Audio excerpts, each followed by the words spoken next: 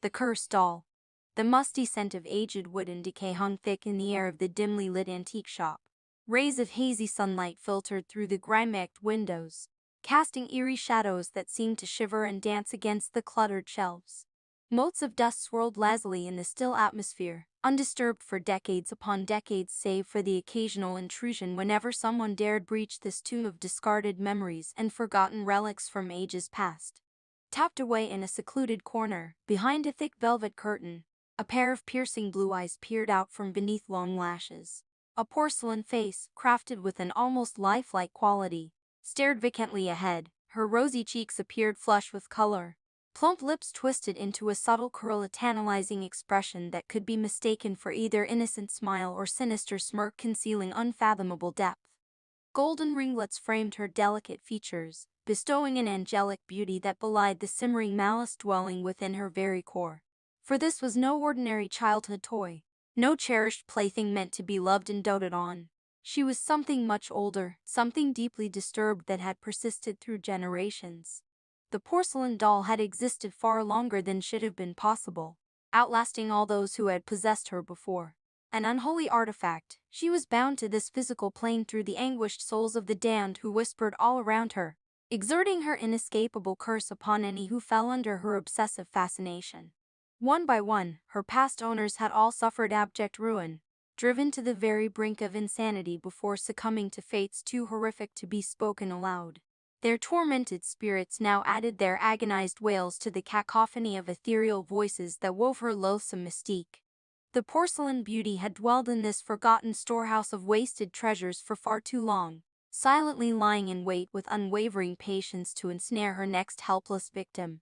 Her porcelain features remained forever frozen, giving no outward hint of the ravenous hunger blazing in her soulless depths. As the bell above the entryway gave a muted jingle, announcing the arrival of a new customer wandering into her web, the doll's eyes danced with unholy light. Perhaps today she would at long last acquire a new playmate. Okay, time for presents, Emma's mom caroled in a sing-sing voice, pushing an impressively large box wrapped in gleaming silver paper across the table. Balloons and streamers adorned the dining room, which had been transformed for Emma's 12th birthday party. The floral printed curtains were drawn wide, allowing the warm spring sunlight to wash over the cheery decorations. A vase overflowing with freshly cut daisies introduced a sweet perfume to the air. 11 slowly burning candles adorned the frosted chocolate cake before Emma. Their flickering flames reflected thousandfold in her shining hazel eyes. With a dramatic inhale, she had made a secret wish and blew them out in a single powerful breath, sending a thin stream of smoke wafting up from the extinguished wicks. Now it was time to enjoy the birthday tradition of torn wrapping paper and shrieks of delight as each surprise was revealed. Emma tore into the shimmering packaging with unbridled enthusiasm, bulldozing through layer after layer until finally the plain cardboard casing of the gift itself was exposed. With trembling fingers alight with anticipation, she lifted the lid, and was struck speechless by what lay within. Nestled atop a bed of wrinkled cream tissue paper was a doll of such exquisite quality that Emma would be instantly smitten. Golden ringlet curls formed an immaculate halo around the doll's porcelain features, each one appearing to have been individually hand-sculpted by a master artisan's steady brush strokes. Soft pink lips quirked into a warm smile, accentuated by perfectly rosy cheeks that seemed naturally flushed. But it was the dark blue of her intricately painted eyes that truly captured Emma's awestruck wonder, large and expressive, with thick lashes that appeared practically realistic up close. "It's an antique," her mother's voice intruded, shattering the moment's reverie. "An incredibly rare find, according to the shopkeeper. A true porcelain beauty from the late 1800s. This one is called the Patricia doll." Emma cradled the exquisite figurine in her arms as though it were an infant, drinking in every nuance of detail. "She's so beautiful," she murmured, thoroughly enamored. "I'll love her forever." Unnoticed by the enraptured girl, the painted gaze of the entry-old doll seemed to glint malevolently as it found and held Emma's wonder-struck stare. If only Emma's parents had known the terrible truth about the evil that now resided in their home, they would have wisely destroyed that unholy relic on the spot. The first indication that something was amiss, Emma dismissed as the byproduct of an overactive imagination and insomnia. Faint whispers seemed to materialize as she teetered on the very edge of sleep's shadowed realm. skirting that indistinct boundary between consciousness and blissfully abandoned slumber. Some nights, the disembodied murmurings were so subtle as to be practically subliminal, more akin to the white noise of a dehumidifier or the furnace's distant groaning become tantalizing sentient. However, with each successive evening, the maddening voices gained traction, rising in volume to a disturbing degree until their disparate clarings of tortured howls and eerie lamentations encroached unshakably upon her waking life. "Who's out there?" Emma would call out in quavering tones, wrenched from the warm cocoon of her bed by the relentlessly escalating cacophony. Each time, her demand would be met with an abrupt, unsettling silence so profound as to be felt like a physical force bearing down upon the room. Even the comforting ambient hush of nightfall would fall away, abandoning her to absolute stillness that somehow contrived to magnify the residual ringing in her ears left behind by those ominous whispers. Trembling beneath her blanket's flimsy protection, Emma would slowly turn her gaze toward the antique dresser beside her bed. There, bathed in the moonlight's eldritch glow, Patricia would be seated in a position of silent vigil. The doll's once warm and inviting smile would appear to have taken on a sinister curl, lips slightly upturned in a breathtakingly malicious smirk of sadistic delight. "The dolls can't be evil," Emma attempted to reassure her pounding heart, though her voice cracked with uncertainty. "Get a grip." The words rang hollow against the menacing presence that saturated the atmosphere, as if an unseen malignancy had begun to spread its tendrils through every crevice and shadow of her childhood sanctuary. Perhaps if she had possessed the wisdom to discard the antique figurine then and there, such horrors could have been averted, for the mental plagues were only beginning to unfurl, gaining an increasingly corporeal form to manifest their archaic evil upon the world of the living. With the advent of darkness each night, Emma soon found her torment intensifying into full-blown night terrors and haunting visions of primordial vileness. Drenched in cold sweat, she would jolt awake with shrill screams frozen in her constricted throat only to be gripped by a bone-deep terror that took the shape of vague but soul-soaring night phantasms. Flickering shapes in the murky shadows seemed to contort into sneering phantasmagorial faces whose decayed features could drive the mind to disrepair. Tortured souls unleashing their eternal anguish through screams of fury and despair that pierced directly into Emma's psyche. Great pillars of ravenous flames licking up from the bowels of the abyss and threatening to consume her from within. These waking night horrors soon bled into her daily life, primed by the ever-present whispers growing more malicious, more mocking and portentous with each harrowing night that passed, which gave grisly birth to one harrowing question Emma knew she dared not voice aloud. What unholy evil had she awoken by accepting that accursed doll into her home?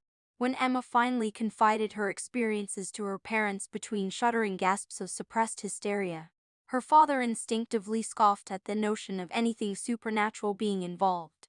"Night terrors are perfectly normal at your age," he looked in that infuriatingly dismissive tone he always took whenever addressing imagined slights or childish fears. "You've got an overactive imagination, kiddo. Nothing to worry about." Emma opened her mouth to protest this patronizing rationalization, but her mother's expression of abject horror stifled her words before they could sound. Mrs. Wilson had gone stark white as a fresh corpse, her heavily lined eyes widening in unconcealed panic as she pressed a trembling hand to her lips. Though Emma could scarcely fathom the notion, it appeared her mother not only believed her wild claims of torment, she seemed to have been dreading this very conversation from the start. As though, on some level, she knew this unavoidable darkness would eventually come for them. "How could I have been so foolish as to bring something so disturbed into our home?" The quaver in Mrs. Wilson's voice betrayed the depth of dread now gripping her. "We need to get rid of that thing before it's too late." She rose with frightful urgency and hurried to the living room where Emma had last left Patricia's porcelain likeness seated upright on the couch. Retrieving the doll, Mrs. Wilson clutched it possessively to her breast and fixed her terrified daughter with a stern, if deeply unsettled, expression. "Mom," Emma faltered in a small voice. "What's going on?" A muscle jumped erratically beneath her mother's eye as the woman struggled to maintain her composure. Finally, dry-mouthed, she slowly began to recite the eldritch tale she had heard from the withered antiquities peddler on that fateful day she had foolishly made her purchase. Emma's skin seemed to crawl with an atmospheric scattering of goosebumps as her mother poured out every unholy secret about the doll's repugnant history. The revelations steadily blossomed from disturbing to grotesque, to culminating in a crescendo of abject depravity so utterly deranged that Emma soon found herself digging her fingernails into her palms with white-knuckled intensity just to maintain her grasp on reality. To confront the truth at the heart of this seemingly innocuous antique toy was akin to bearing direct witness to the most blasphemous rituals of devil-worshipping cults, a direct violation of all that was decent and sacred as perceived through sheltered childhood eyes. Emma's mother spoke of a generational curse that had birthed this abominable artifact in the fires of 17th-century black magic, sealing the anguished spirits of countless tormented souls into its perfectly sculpted porcelain prison. The dark enchantments and perverse blood rituals that bound this restless essence to an unliving idol, forever propagating its unending cycle of utter ruin upon those unfortunate enough to fall into its clutches. Over the score of decades, the sinister entity inhabiting this vessel transcended any singular identity or visage. Malicious cleverness allowed it to adopt the guise of an adorable doll to ensnare its prey through warped pathos, presenting itself as an insatiable lure for the innocent. Like the fabled sirens of ancient myth, this Hanzide trap relied upon exploiting the fragility of a child's trust in order to sink its hooked barbs deeper. Emma's mother writhed and sobbed her way through heartbreaking tales of the unnumbered families this parasite had latched onto and systematically devoured with a relentless, single-minded determination to manifest emotional and spiritual annihilation. Dark whispers that slithered through the fabric of the waking world, gaining virulent purchase through each successive generation's naivete. Visions to shatter the sanest mind with equal efficacy to a honed razor scoring the flesh. Unearthly hallucinations begat from the assembled torment of those whose screams of betrayal composed the foundation of the doll's sentient miasma, all inevitably driving the afflicted to contemplate then act upon horrific depravities. Finally, Mrs. Wilson reached the crescendo of the antiquarian's first-hand witness account. She revealed how the doll's previous owners ultimately succumbed to the inevitable doom that the doll was preordained to unleash a final purging of despair and rage so all-consuming as to make even the most heinous war crime pale in comparison. Her voice trembling with emotion, Emma's mother went on to relay the doll's previous owners' eventual descent into turmoil, and the unspeakable fate they met as a result. The unholy trance of teetering madness and paranoia induced by that insidious presence ultimately caused them to be condemned as a danger to themselves and others, which left their only remaining family with no choice but to. Mrs. Wilson trailed off, squeezing her eyes shut and swallowing hard against the lump of revulsion rising in her throat. The implications hung in the air like the tongue of cloying humidity. Emma felt the room's shadows taking on more pronounced, visceral shapes contorted into clearing monstrosities by her frayed perceptions. She struggled to meet her mother's gaze, already suspecting the horrific answer unfolding with excruciating inevitability. Here in this very home, a fresh darkness seemed to stir, feeding and pulsating in rhythm with her thundering heartbeat. They did the only thing they thought could end the torment. Mrs. Wilson choked out, every syllable dripping with remorse and revulsion. With trembling hands stained by the hot tears of the wretched, they built a sacrificial pyre from every scrap of impure material to be found. Then bound the doll's host body in the center amidst the salt and sage. Her throat clicked in a sickly manner like a particularly stubborn bone being wrenched from its socket. They lit the purifying blaze themselves. Emma jolted back as though physically struck, her chair clattering backward as she shot to her feet. Sweat prickled across her suddenly clammy brow and upper lip while the horrid implications of that final admission burrowed feverishly into her bones. The shrill giggle of a young girl rang out behind Emma, a sound that twisted her racing heart into feeling as though it might rupture in her chest. Slowly, with numb disbelief, she turned to face the living room where Patricia the doll had been left momentarily unwatched upon a floral-printed love seat. Silent tears of horrified realization coursed down Emma's cheeks as she took in the perverse scene before her uncomprehending eyes. At some point the doll's frozen expression had become a nightmarish rhoda. The delicate mouth stretched impossibly wide into a sadistic leer that seemed to fracture the flawless porcelain surrounding it. The glassy blue eyes burned with nothing short of ravenous malevolence, penetrating straight through to the fragile hollows of Emma's quaking soul. Pinpricks of ruby light flickered deep within those soulless depths, like twin balefires fanned to life by the very winds of perdition to bear solemn witness. And at their center, Emma could have sworn a shifting, Smoke-like essence swirled in perpetual torment, mirroring the eternal tumult of anguished spirits bound into sentience by this exquisite abomination. Perhaps it was the distortion of her own mind remaking imagery to accommodate such cosmic, sandy shredding revelation, or perhaps the formless evil had always been lurking within her periphery, awaiting this destined instant to cast off its practiced veneer of cherubic guile and reveal its deepest, most virulent truth. Did it matter, in the end, as the doll emitted another bubbling snicker of profound satisfaction? Emma's breath hitched into panic stillness. Of their own volition, her feet began inching her backward, until at last instinct overcame paralysis. With a guttural scream clawed from the depths of her very soul, Emma whipped around and fled upstairs toward the protective sanctuary of her childhood bedroom, where she frantically bolted the door behind her. But even huddled beneath her quilt, hugging her knees and gasping for breath through panicked tears, she knew this frail barricade would provide no security at all. Emma woke from a tormented slumber to total, impenetrable darkness. Her eyes flew open, straining against the absolute void surrounding her, as if she had been entombed alive. A cloying silence encased her in a suffocating womb of nothingness, broken only by her own ragged, disjointed breaths rapidly escalating into hyperventilation. She tried to cry out for her parents, but an unseen force seemed to grip her throat in a vice, strangling her panic into mute submission. Tasting salty tears of terror streaking down her face, Emma thrashed blindly in the unearthly gloom, desperate to escape this haunting non-reality. That's when the whispers began to coalesce, emerging as if from some great cosmic distance before washing over her in a malignant deluge. A legion of anguished voices wailing and shrieking their eternal torment in agonized, unintelligible howls.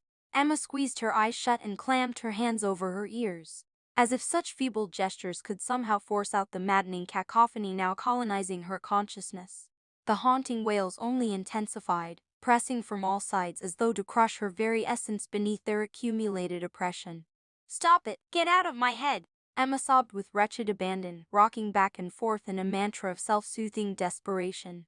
"Go away, go away, go away, go away." A sullen chuckle sliced through the anguished chorus, grounding its low reverberations directly into the core of Emma's quivering psyche. Steadily, the discordant howling dissipated into echoes swallowed by that suffocating void swirling around her, until only the menacing undercurrent of that mocking guffaw remained. "Oh, my sweet child," a feminine voice as warm and rich as fresh blood slithered through the nebulous dark, caressing Emma's flushed cheeks with glacial fingertips. "You have been such a gracious host, so full of trust and purity, untainted by the world's cruelties. Until now." Somehow, Emma immediately understood the true source of this lilting, razor-edged timbre.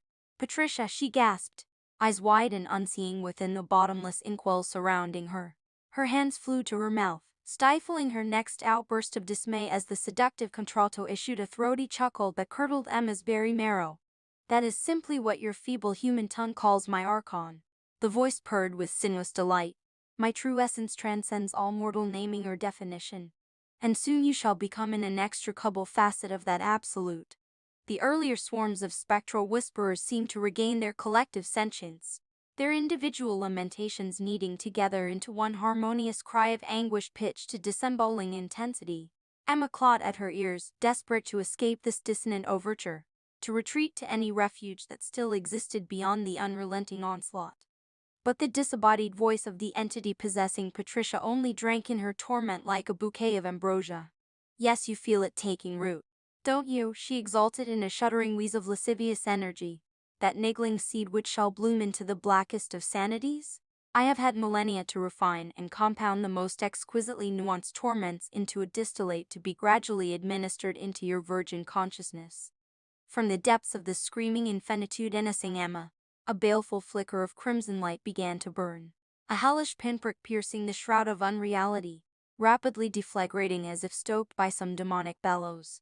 Gradually, the roiling sphere of eldritch luminescence took the recognizable shape of a grudged doll's mouth contorted into a perverse open-maw chuckle, with two fathomless pitch-wells for blazing eyes.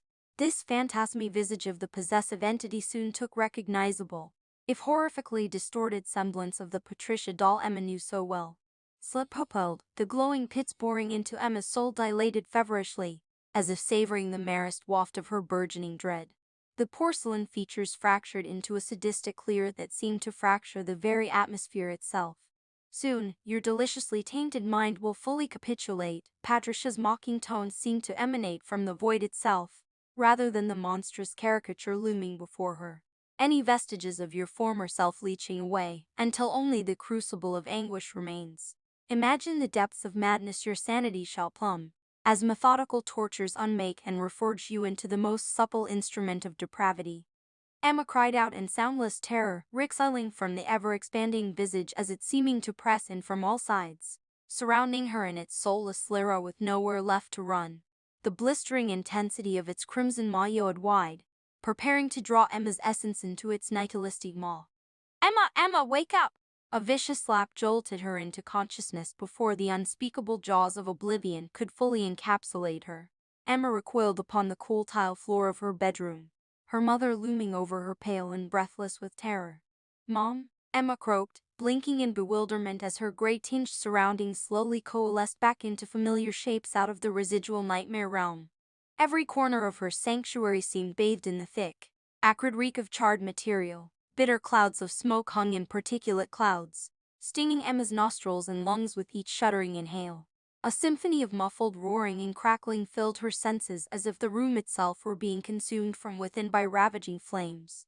Looking down, she realized she had been woken from her latest tormented vision sprawled beside the still smoldering remains of what appeared to be either her mattress or dresser, possibly both. The door to her bedroom hung ajar, gaping open onto a shroud of impenetrable, oily smoke roiling upwards from beneath as if the entire lower level had been transformed into a funeral pyre. With a piercing clarity, the culmination of her last hellish delirium returned with sickening lucidity. The visions of that virulently malicious entity devouring her consciousness in its unquenchable maw. The dark implications of its tantalizing promises. "We have to get out of here," Emma's mom hissed in a taut but controlled manner, suggesting she knew the stakes at hand far too intimately. Already, her eyes had acquired the glassy aspect of someone who has brushed the threshold of madness and returned with echoes of lunacy permanently embedded. But even in her disassociative shock, Emma managed to intuit dawning realizations of what circumstance must have transpired in the interim she languished within the thrall of unconsciousness. What would drive her own mother to attempt immolating their family home, along with everything dwelling within? And even more harrowing, what nihilistic depth of desperation would be required to resolve such all-consuming arson as the only feasible recourse left? Did the true profundity of the evil they harbored in their very domicile somehow override even the most sacrosanct boundaries of maternal protection? Emma attempted to rise but immediately flinched back, recoiling from the appearance of her lower half. Her legs buckled, warped like candle wax beneath the flickering light of flames hungrily devouring her bedroom goodnight's glossy expanses of blistered, raw red musculature congealing around fragile contortions and asymmetric craters hissing with exposed nerve endings.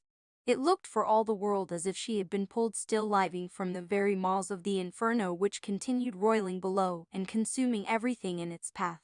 The semi-autorized injuries were like nothing so tame as burns, but rather the catastrophic impact scars of prolonged hellfire exposure.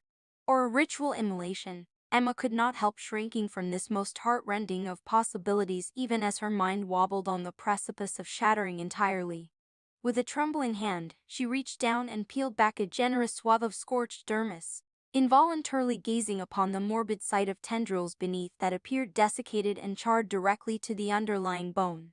Bile rose in her throat, her malformed face contorting into a rhotus before she wrenched it aside and heaved on reflex.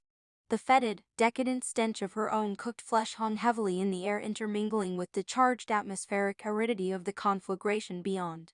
She tried to call out for her mother anew but succeeded only in unleashing a tortured groan that echoed from the charnel pit her throat had become.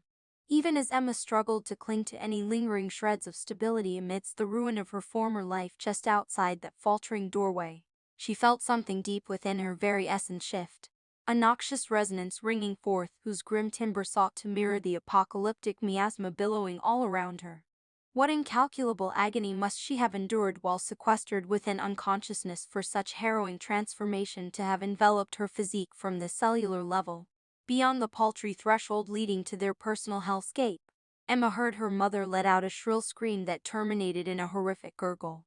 her mind unraveling like frayed wicker. Emma felt herself receding from reality as the howling darkness she had endured began bleeding through every laceration her soul had incurred. The ruinous truths she had suffered for a glimpse beyond now engulfed her utterly from within, rendering all sanity forfeit, and she could only dimly perceive the amorphous shape of that which she once referred to as Patricia materializing through the encroaching entropy, gathering all into her sadistic embrace of eternal torment. It would be weeks later before the smoke finally cleared enough for local emergency personnel to safely enter the remains of the Wilson family residence and survey the full extent of the calamity that had occurred therein. An entire squad of veteran firefighters emerged pale and glassy-eyed from what scorched wreckage remained. Practical men of action shaken to their core as if having glimpsed the unvarnished maw of hell itself yawing open from the very foundations of this mortal coil. When finally the coroner's report came through to local law enforcement, the listing of remains recovered amidst the charred ruins were inscrutable and heavily redacted. Official comments on the findings were curt but hushed with a barely concealed timbre of visceral unease, as if any open speculation regarding the incident would invite entities better off forgotten. Only the barest insinuations made their way into the public record amidst the riot of salacious rumors and frenzied whispering that followed. Descriptions of bodies turned to semi-molten, revulsive shapes burned down to the very marrow, contorted visages locked into eternal masks of torment that defied forensic understanding. The presence of unearthly artifacts comprised of profane materials begetting potential explanations best abandoned before ensnarement resulted. After two subsequent incidents occurring in the sleepy suburban community, wherein other households met with similar fates of unexplained fire and irreparable psychic afflictions cloaked in the same unearthly penumbra of madness, the original Wilson residence arson was hastily classified and abandoned by all inquiring parties as a matter of municipal interest. The lot where the family home once stood was cordoned off and left to the ravages of time, laid to waste by the dire portents harbored beneath for any who dared rebuild upon its tainted soil. In the decades following, the site gradually decayed into a dilapidated eyesore until eventually the bankrupt township sold off the condemned property. A new construction crew was contracted to raise and redevelop the land into a public green space once cursed only with overexposure to reckless humanity. As the first demolition equipment approached the crumbling foundations, hidden chambers beneath the main dwelling's basement were unearthed that had escaped original detection, the architecture of their design dating back beyond any modern comprehension. Within those sepulchral catacombs, evidence persisted of ritual circles and profane totems comprised from the most unholiest of materials. Scorched, fragmented remains lay intermingled amid the blasphemous reliquaries. Humanoid shapes twisted into obscene testaments of eternal damnation impressed upon their seared bone and musculature for all eternity. At the center of this nightmare unearthing, a deceptively childlike object was recovered, a vintage doll of immaculate porcelain craftsmanship, suspiciously pristine amidst the chaos surrounding its sanctum, as if basking in the residual energies like a transcendent lotus blooming through mud and miasma. Its roseate features frozen into a cherubic smile of immaculate benevolence. Pulled eyes glimmered with timeless promise, yet cast an eerie gemstone glint that attentive onlookers swore refrated the latent butchery incarnadine upon its pristine surface. A terrible beauty, outlasting the anguished remnants of those who succumbed to its thrall as offerings on the pyre of eternal night. Antiquities experts were summoned in to study this anomalous Valmer doll dating back to the turn of the 18th century, indestructible and empowered by what eldritch energy none could accurately discern. But those who peered too deep into its opaline surface accompanying found themselves repulsed and plagued with phantasmagoric visions, their wits ultimately crumbling beneath the profane discord of that which inhabits. After initiating their last journal entries concerning the doll's eldritch origins, those antiquarians quietly settled the matter themselves.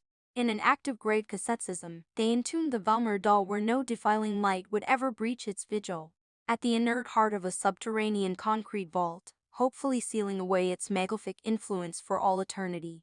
Their transcripts, sworn secrecy of those last flickering nights of cloying hopelessness before succumbing to whatever haunted resonance exhumed by the porcelain idol, have so far proven to be the last conclusive records of its existence amidst our veiled world. Let us pray they shall also be the last. For in the lightless serenity pervading its forgotten keep, the doll has already begun awaiting its next rebirth.